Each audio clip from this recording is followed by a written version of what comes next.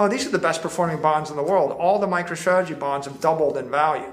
Okay, how many other bonds? There is no corporate bond, there's no sovereign bond, there's no other type of bond or no preferred stock you can buy where you buy it for 100, it'll be worth 220 a few months later, right?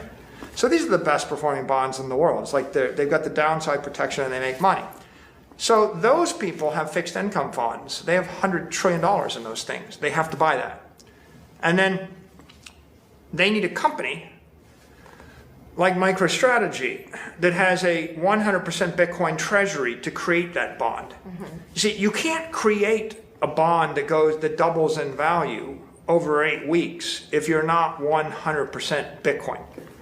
If Berkshire Hathaway sold the same bond and they were backed by $100 billion of T-bills, well, okay, it's zero coupon, it's convertible, but it's like, what's the point? The bond has no option value in it.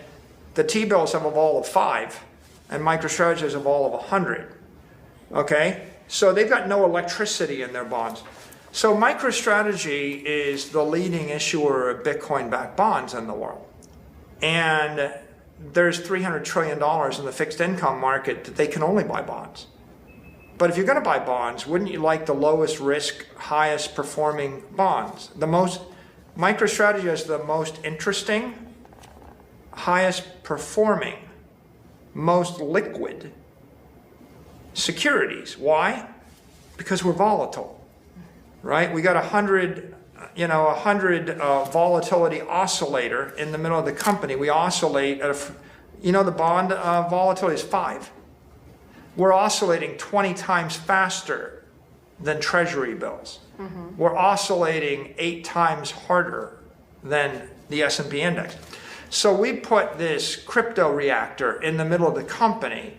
It makes the bonds very, very compelling. That allows the ARBs to do their thing, allows the fixed income guys to do their thing. But when we sell the bond, the spread for us is 70 to 80%, which means that 80% of the economics go immediately to our equity holders. And so the leverage in the bond for the Bitcoin maxis is extreme. We borrow $4.2 billion that's free and we buy Bitcoin. And if Bitcoin goes up 50% a year, that means the 4.2 is going to double in 14 months or 18 months. So you've got 4 to 8 to 16 to 32. So there's $32 billion worth of leverage on the back end. We're only going to pay back the $4 billion of bonds, but we pay the $4 billion of bonds with $1.5 billion worth of equity at the time that we actually issue the bond.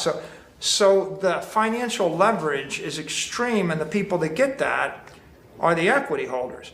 So in essence, MicroStrategy is like a big crypto transformer, a Bitcoin transformer, high voltage Bitcoin, scary high voltage Bitcoin comes in the front.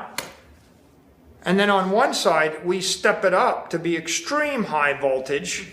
That's how you outperform Nvidia. You go, double Bitcoin or 1.5 Bitcoin.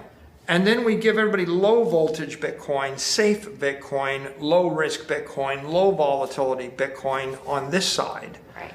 And the irony of it is everybody's getting exactly what they want. And the people that are buying our bonds or our equity, in some cases, they wouldn't buy the spot ETF.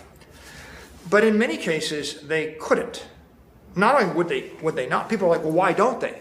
They can't, they won't, they don't wish to. It's kind of like, I have 480 volt 3-phase power on that dock. It'll power up a 500-ton yacht. You're not going to plug it into your blow dryer. Right? Has to go through it. If you go to the back of my property, I have a massive transformer, massive, to step down the power, right? There's a lot of value in giving people, what they can consume. And there's someone that makes a living converting that power into batteries and selling you a little battery pack so you can put it into your kids' toys. And you know what the markup is? It's like a factor of 1,000 markups. Like, the power would be much cheaper if you took it off the dock. I'm like, yeah, well, if I plugged my little kid's toys into the dock, I would electrocute my kid.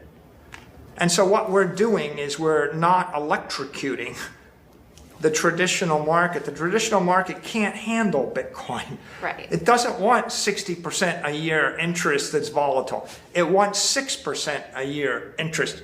By the way, that's only 10% of Bitcoin. If I give them the 6%, I get to keep the other 90%. And who gets that? My equity holders get it.